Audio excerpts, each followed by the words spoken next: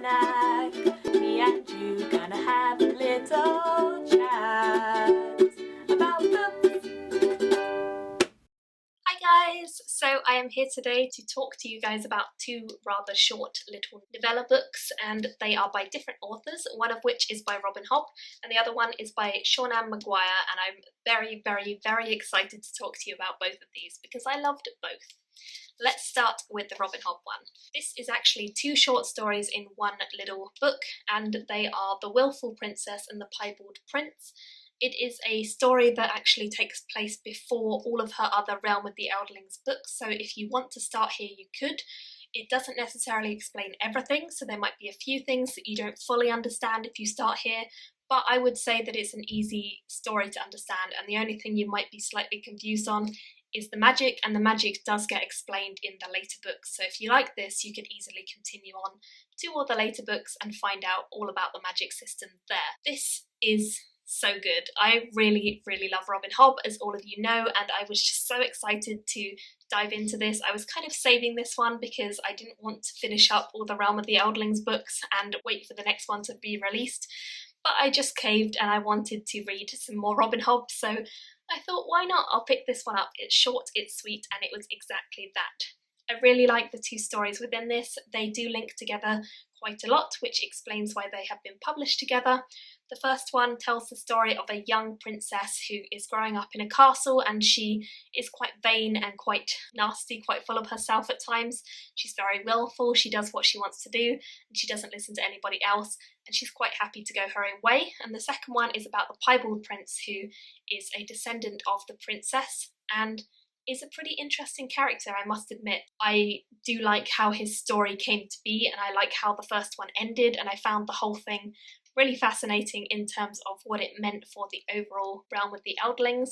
If you have read the Realm of the Eldlings books, I think you'll get a lot more out of these. If you haven't read them, you can read them because they are individual stories and you don't need any knowledge of the other characters in this world or anything like that to understand it. So I gave these both a 5 out of 5 stars. I love Robin Hobb, and it was no surprise to me that this was exceptionally wonderful and just enchanting. They kind of feel a little bit like fairy tales because that's essentially what they become later on. They're basically myths that get passed down through the ages, and in the books like the Farseer books and the Live Ship books, we have these stories that have been passed down through the generations, and people know about the Wilful Princess, people know about the Piebald Prince, and they talk about them, and it's part of the ancestry of this world. So seeing the actual origin stories was really great, and I don't want to give any more away because it is super short, but I just would highly recommend picking this up. Also, this one is, again, beautifully illustrated on front and back by Jackie Morris, and also we have illustrations within this, which is super exciting because this is the only one that I think we have illustrations in so far. So there's this one at the very front, and we have another one at the front, which is again very beautiful, and then within the actual text we have some black and white drawings inside as well, which is really great, as you can see. So it's just very beautifully done, and I really liked this as a book.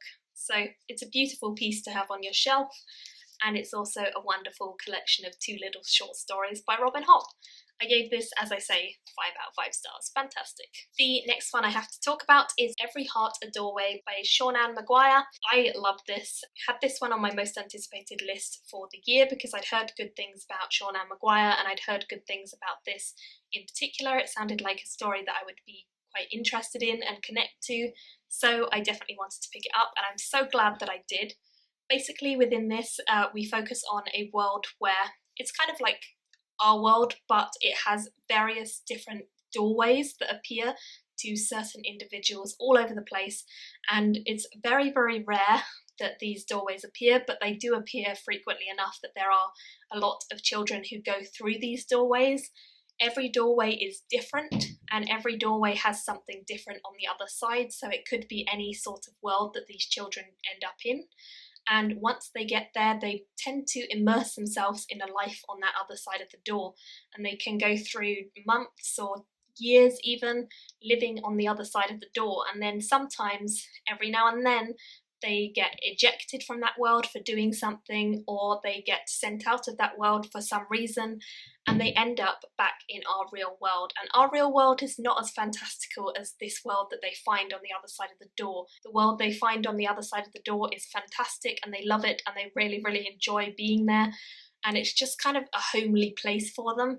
So coming back and readjusting to our world when they may have been the other side of this door for even years and years is quite a challenge for most of the people within this. And we follow a rehabilitation centre which is specifically designed for people who've gone through a special door and they've lived in another world. And children are sent there by their parents because their parents don't really know what to do with them. They don't know how to handle these delusions of going to other worlds, and so people end up at this school that we're following. And we follow a student who has just been initiated into the school and is joining it, and just as she joins, some stuff starts kicking off and it all gets a bit dark and grim, and she has to become involved in a rather dark mystery. So it's fantastic. I have to say that the writing style was absolutely beautiful. I really enjoyed the character that we were following. There were some really sentimental moments involving the doors, and especially the memories of what they found on the other sides of the doors. It was very whimsical, it was very fairy tale-esque, it was very magical realism-esque, and it also had a mystery element to it. So if you like all of that, then you're probably going to enjoy this. I have to admit that I really, really did, and I was pleasantly surprised by quite how much I enjoyed it, so that was excellent. Got an absolutely stunning cover, but the story itself is fantastic too, so I'd highly recommend this. I really enjoyed it, and I ended up giving this one a 4.5 out of 5 stars. Both of them are excellent reads, both this one and the Robin Hobb. I'd love to hear your thoughts on either of these. If you've read either one, please do let me know down below. Thank you all so much for watching, and I will see you in my next video. Bye! Thank you for watching my video today. Go pick up a book, then come back and chat with me again.